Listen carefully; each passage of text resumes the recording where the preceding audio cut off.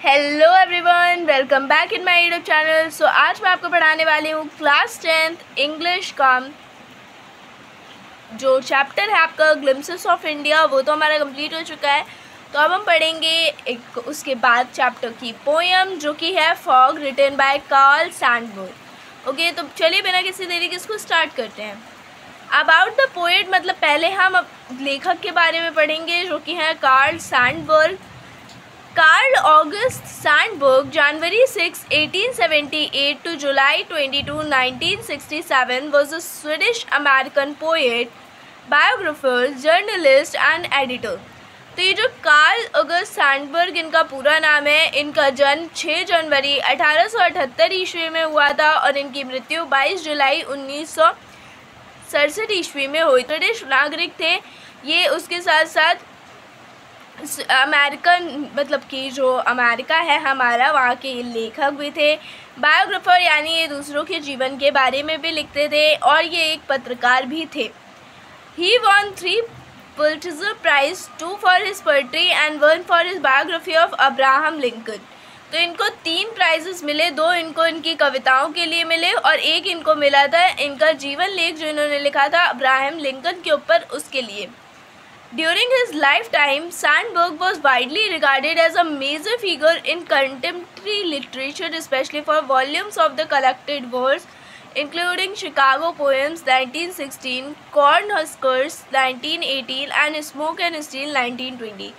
तो ये हमारे लेखक हैं कार्ल सैंडबर्ग, ये बहुत ही प्रसिद्ध माने जाते थे साहित्य के विभाग में और इसके साथ साथ इन्होंने बहुत सारी रचनाएं की हैं, जैसे इसमें कुछ प्रमुख भी हैं जैसे शिकागो पोएम्स है, कॉर्नहस्कर है, स्मोक एंड स्टील है। ये सारी इनकी प्रसिद्ध कृतियाँ हैं। ठीक है, अब पढ़ते हैं अबाउट द पोएम, यानी कि ये जो फॉग है इसके बारे में, ये किस चीज़ पे बेस्ड पोएम है इसके बारे में हम पढ़ते हैं। ठीक है, तो फॉग का मतलब होता है वैसे तो कोहरा। ठीक है, फॉग मतलब होता है कोहरा। Fog is a very small poem written by Carl Sandburg. तो ये जो फॉग है ये बहुत ही छोटी सी कविता है जिसको कार्ल सैंडबर्ग द्वारा लिखा गया है।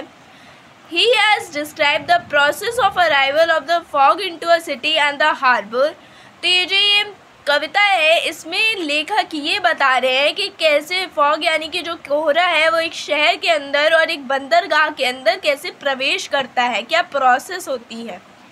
He has very beautifully compared it to a cat। और इन्होंने फॉग को यानी कोहरे को एक बिल्ली के साथ बहुत ही अच्छे से कंपेयर किया, यानी दोनों की तुलना की है बहुत ही अच्छे तरीके से। ठीक है, हार्बर का मतलब होता है बंदरगाह। तो चलिए पोएम स्टार्ट करते हैं।